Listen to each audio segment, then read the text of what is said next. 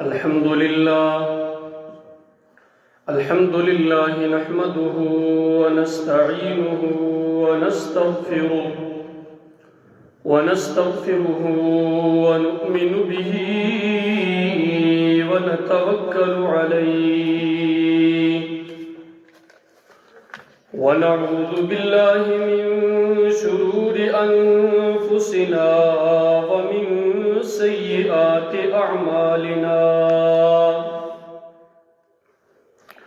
من يهده الله فلا مضل له ومن يضلله فلا هادي له ونشهد أن لا إله إلا الله وحده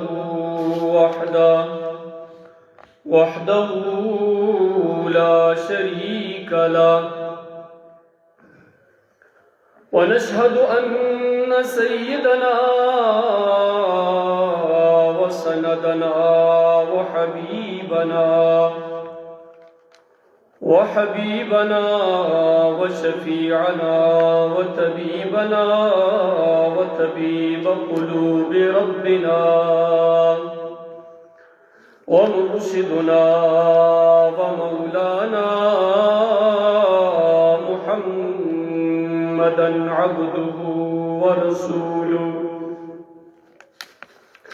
أما بعد فأعوذ بالله السميع العليم من الشيطان الرجيم بسم الله الرحمن الرحيم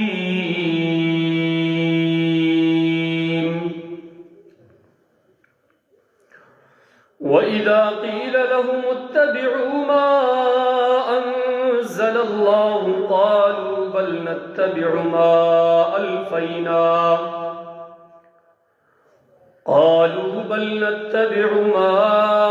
ألفينا عليه آباءنا أولو كان آباؤهم لا يعقلون شيئا ولا يهتدون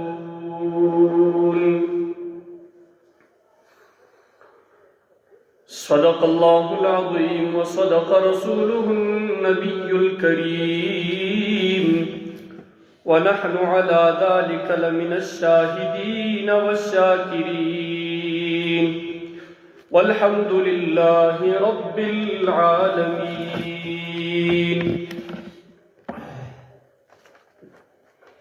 میرے واجب الاحترام معزز بزرگوں حضرات کے سامنے قرآن کریم فرقان حمید سورہ بقرہ آیت نمبر 170 تلاوت کرنے کا اللہ رب العالمین نے توفیق عطا فرمائی.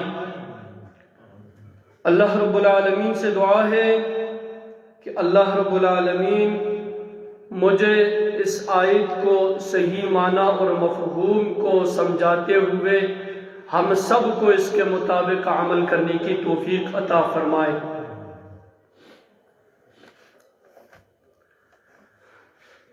ہر جمعے پہ یہ ایک بات کہتا ہوتا ہوں کہ قرآن کریم کے اندر جہاں جہاں پر مختلف عنوانات کو اللہ رب العالمین نے اس امت کے سامنے پیش کیا، کیونکہ قرآن کریم یہ انسان کے سامنے ایک خطاب ہے.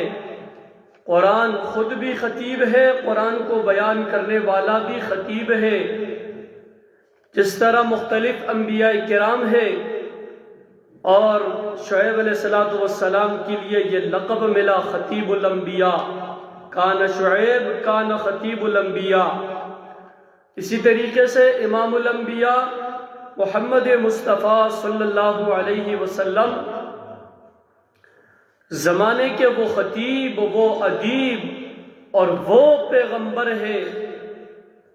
میں ہر موضوع میں یہ بات ضرور رکھتا ہوتا ہوں کہ اللہ رب العالمین کے پاس آدم علیہ السلام سے لے کر بالکل آخری بچہ جو پیدا ہونے والا ہے اس دھرتی پر، اللہ کے پاس پیغمبر کریم سے کوئی خوبصورت، کوئی خوبصیرت، کوئی اچھا اور عمدہ انسان اللہ کے پاس نہ تھا، نہ ہے اور نہ ہوگا، جو نبی کریم صلی اللہ علیہ وسلم کو اللہ رب العالمین نے اس دنیا کے اندر بھیجا۔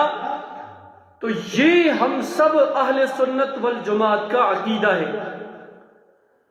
تو نبی علیہ السلام کے سامنے اللہ رب العالمین نے جب یہ دین پیش کیا، اور پیش کرتے ہوئے پاک پیغمبر علیہ السلام سے فرمایا،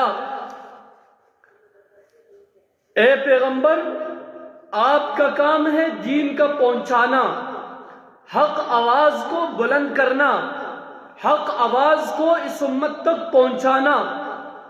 اور اس امت کے اندر ابو جہل، ابو لہب، عتبہ، شیبہ، بڑے بڑے ظالم، جابر، کافر قسم کے لوگ آپ کے سامنے، آپ کے ساتھ مقابلہ کرنے کے لیے آئیں گے، لیکن ان کے پاس ان کی مالی طاقت ہوگی، ان کی جانی طاقت ہوگی۔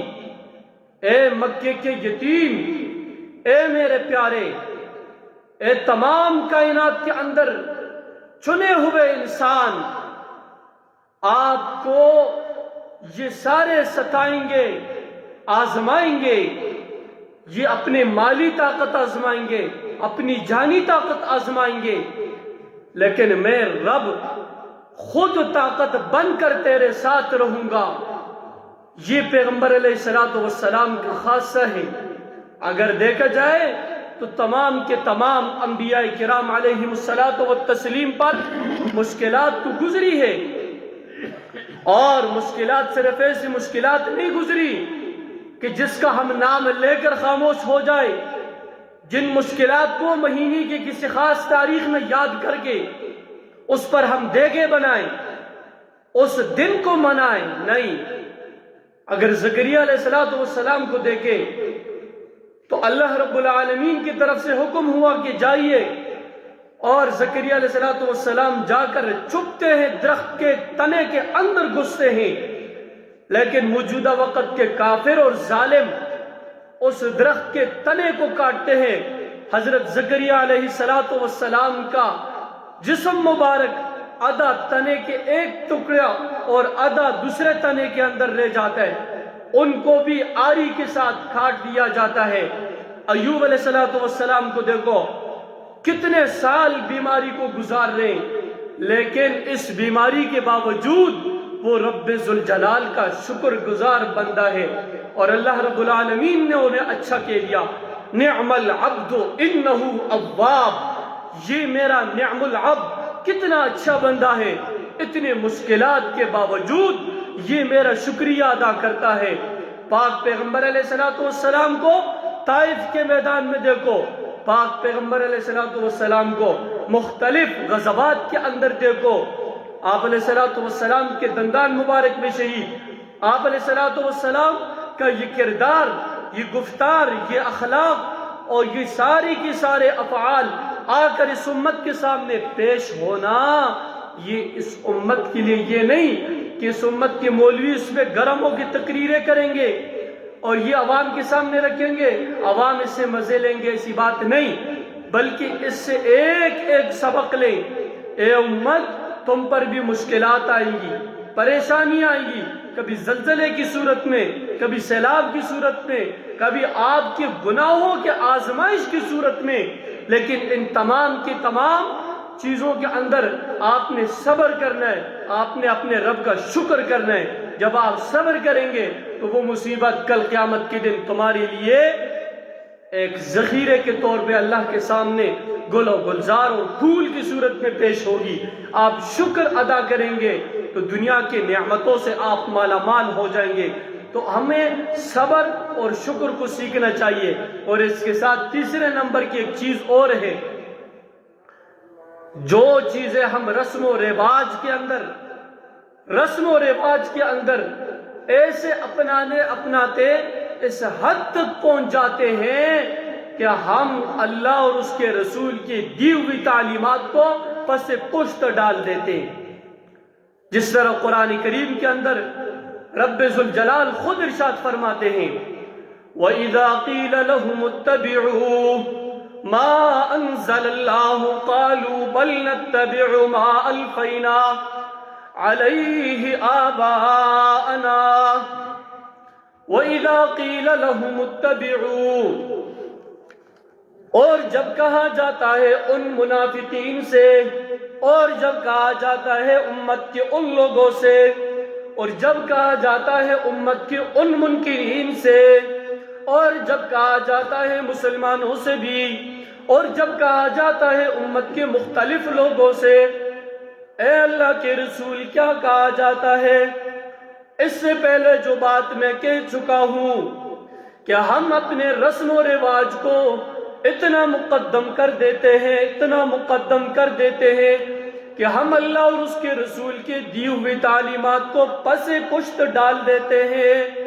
وَإِذَا قِيلَ لَهُمُ اتَّبِعُوا وَإِذْ، یہ لفظ قرآن کریم کے اندر بار بار آتا ہے۔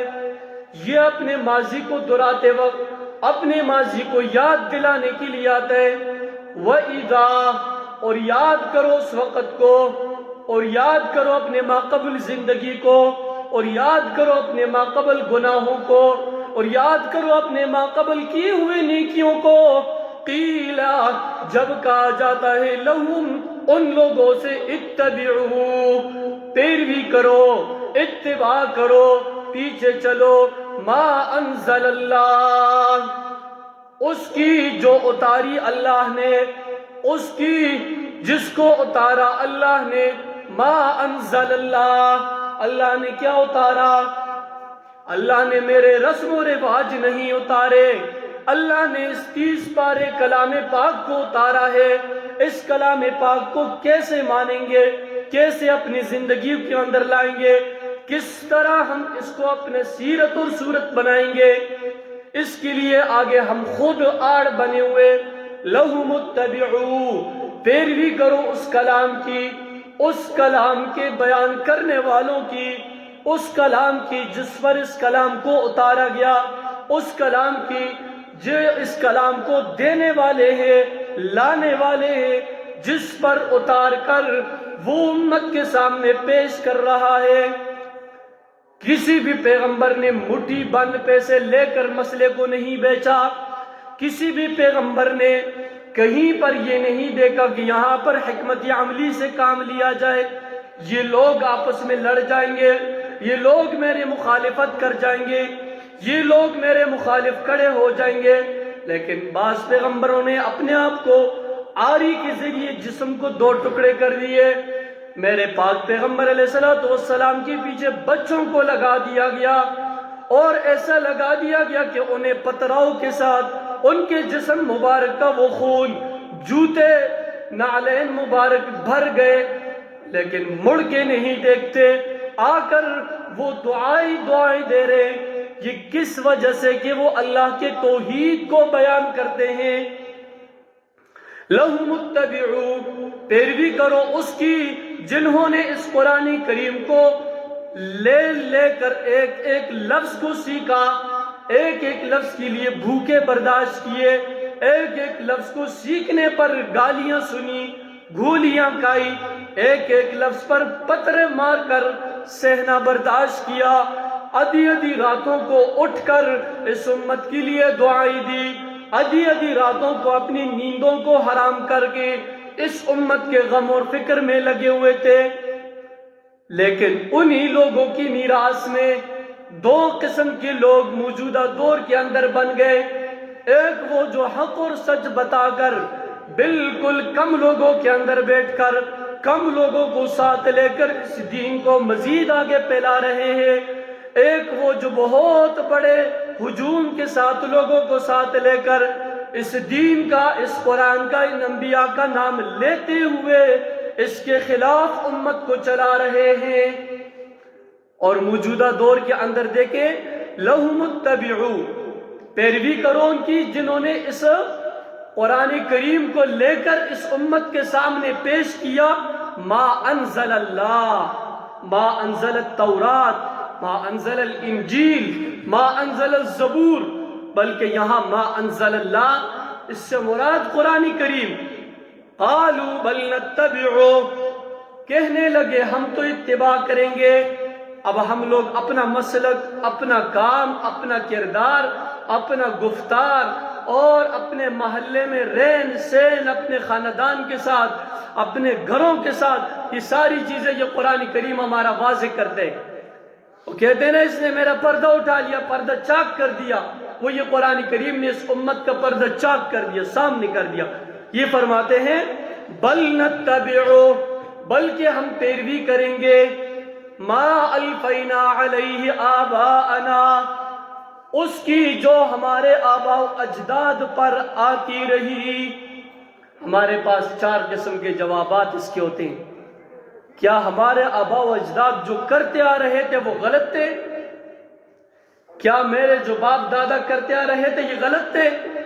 ابو جہل، ابو لہب، عتبہ، شیبہ اور جتنے بھی وہاں کے ود، یعوس، یعوق، نصر تھے، وہ سب بھی یہی کہتے آ رہے تھے. کیا ہمارے آباء و اجداد غلط تھے؟ یہ مکے کا قدیم آ رہا اور یہ ہمیں دین سکھا رہے معاذ اللہ. وہ بھی یہی باتیں کرتے آ رہے تھے. بل نتبعو، ہم پیروی کریں گے کس کی؟ جو ہمارے آباء و اجداد کرتے آ رہے تھے اسی دین کو ہم زندہ رکھیں گے. یہ پاک پیغمبر کا دین، یہ اللہ اور اس کے رسول کی دی ہوئی تعلیمات ہم اسے نہیں مانتے. الفینا، جو ہم نے پایا، کہاں پایا؟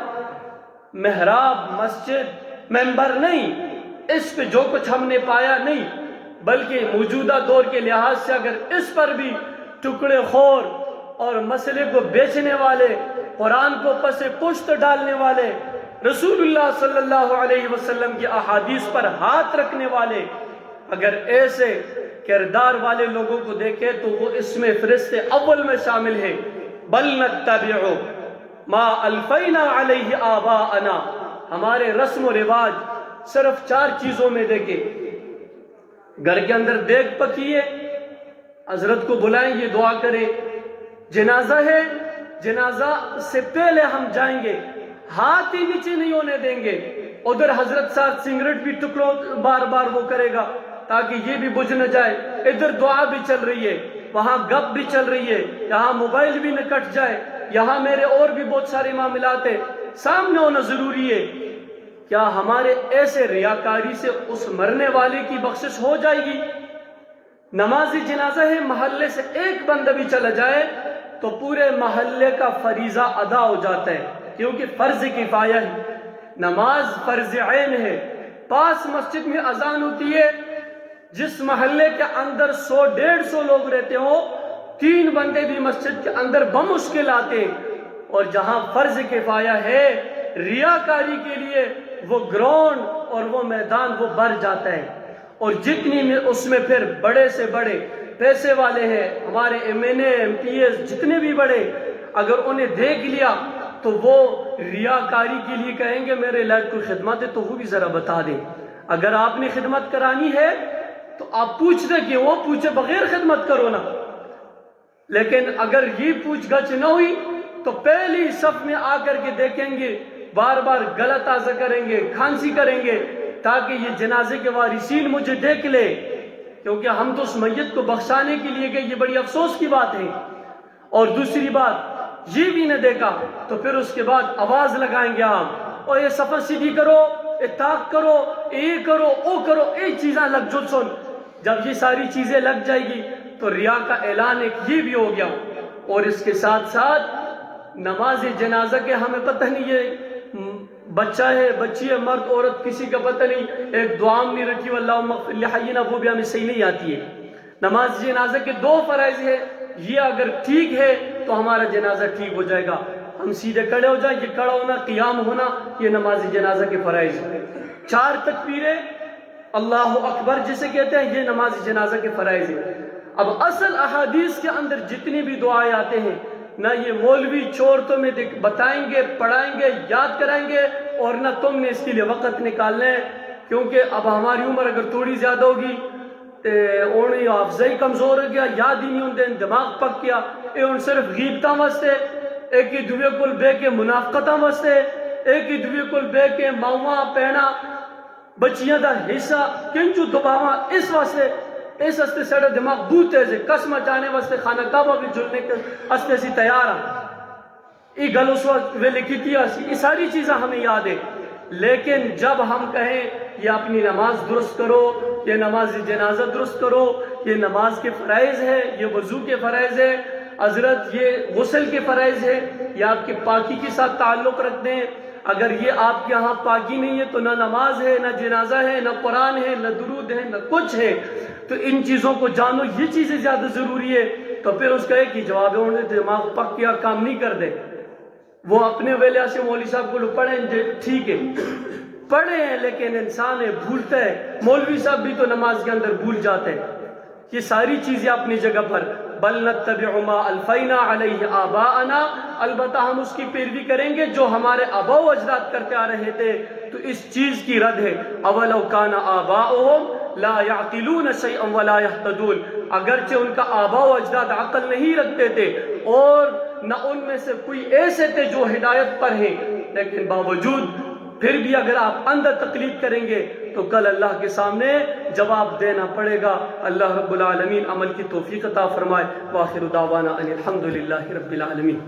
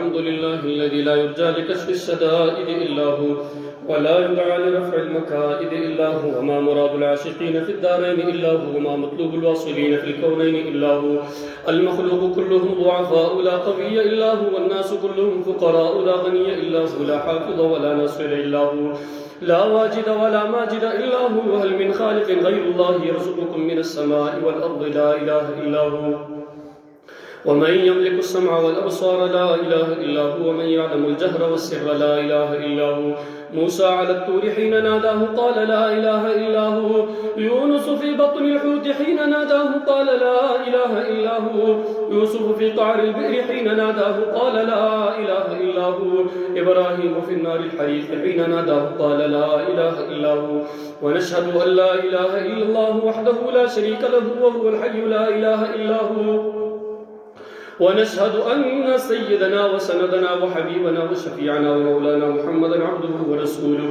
وصلى الله عليه وعلى آله وأصحابه وبارك وسلم تسليما كثيرا كثيرا اعلموا أن الدنيا دائرة ولذتها فانية وطاعتها باقية وحاصلها فوق وآخرها موت إخواني بدن ضعيف وبحر عميق والنار حريق والصراط دقيق والقيامة قريب والحاكم رب جليل والمنادي جبريل ويقول الجنة وعدي وعدي ويقول النار عهدي عهدي ويقول الكعبة زواري زواري ويقول آدم صفي الله عليه السلام يوم القيامة يا رب نفسي نفسي ويقول نوح نجي الله عليه السلام يوم القيامة يا رب نفسي نفسي ويقول إبراهيم خليل الله عليه السلام يوم القيامة يا رب نفسي نفسي ويقول إسماعيل ذبيح الله عليه السلام يوم القيامة يا رب نفسي نفسي ويقول يوسف صديق الله عليه السلام يوم القيامة يا رب نفسي نفسي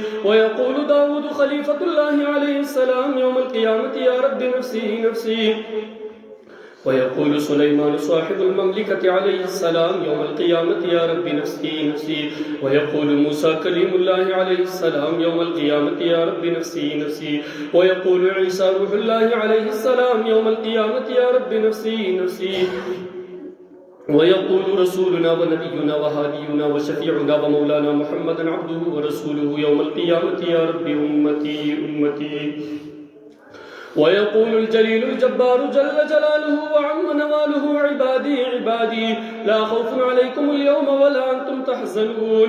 بارك الله لنا ولكم في القرآن العظيم ونفعنا وإياكم بالآيات والذكر الحكيم. أستغفر الله لي ولكم ولسائر المسلمين واستغفروه إنه هو الغفور الرحيم.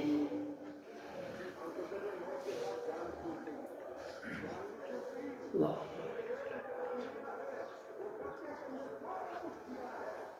الحمد لله نحمده ونستعينه ونستغفره ونؤمن به ونتوكل عليه ونعوذ بالله من شرور أنفسنا ومن سيئات أعمالنا. من يهده الله فلا مضل له ومن يضلل فلا هادي له ونشهد أن لا إله إلا الله وحده لا شريك له ونشهد أن سيدنا ومولانا محمدا عبده ورسوله. أما بعد فأعوذ بالله من الشيطان الرجيم. بسم الله الرحمن الرحيم.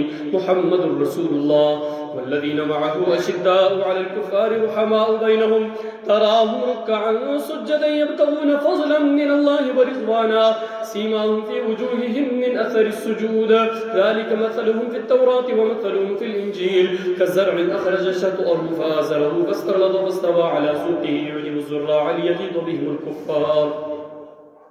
وعد الله الذين آمنوا وعملوا الصالحات منهم مغفرة وأجرا عظيما.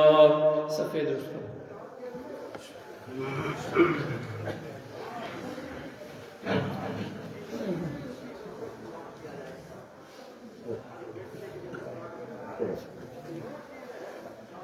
الله أكبر الله أكبر الله أكبر. أشهد أن لا إله إلا الله أشهد أن لا إله إلا الله أشهد أن محمدا رسول الله أشهد أن محمدا رسول الله. حي على الصلاة حي على الصلاة حي على الفلاح حي على الفلاح. قد قامت الصلاة قد قامت الصلاة. الله أكبر الله أكبر لا إله إلا الله. الله أكبر.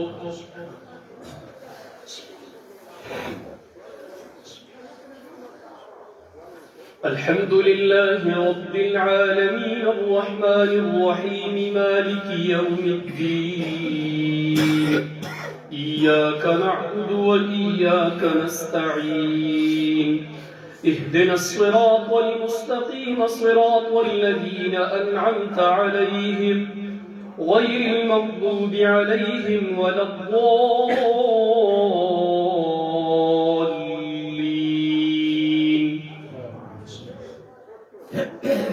والضحى والليل إذا سجى ما ودعك ربك وما قلى وللآخرة خير لك من الأولى ولسوف يعطيك ربك فترضى. ألم يجدك يتيما فآوى ووجدك ضالا فهدى ووجدك عائلا فأغنى.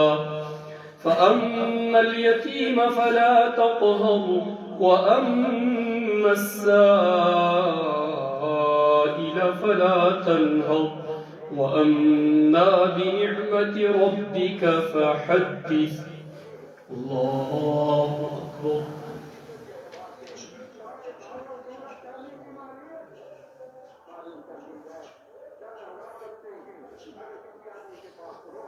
سمع الله لمن حمده. الله أكبر.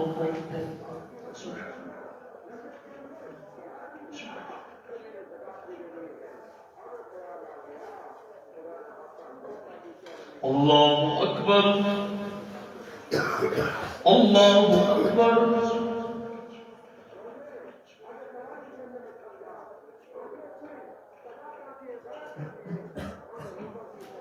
الله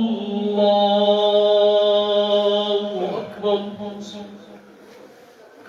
الحمد لله رب العالمين الرحمن الرحيم مالك يوم الدين. إياك نعبد وإياك نستعين. اهدنا الصراط المستقيم صراط الذين أنعمت عليهم غير المغضوب عليهم ولا الضالين.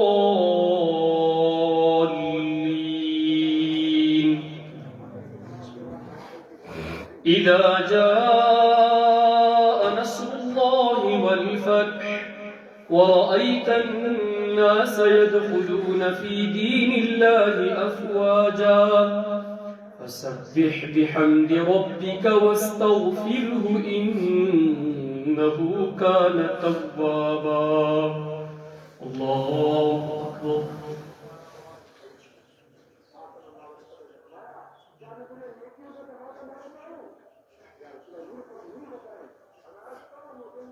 سمع الله لمن حمده.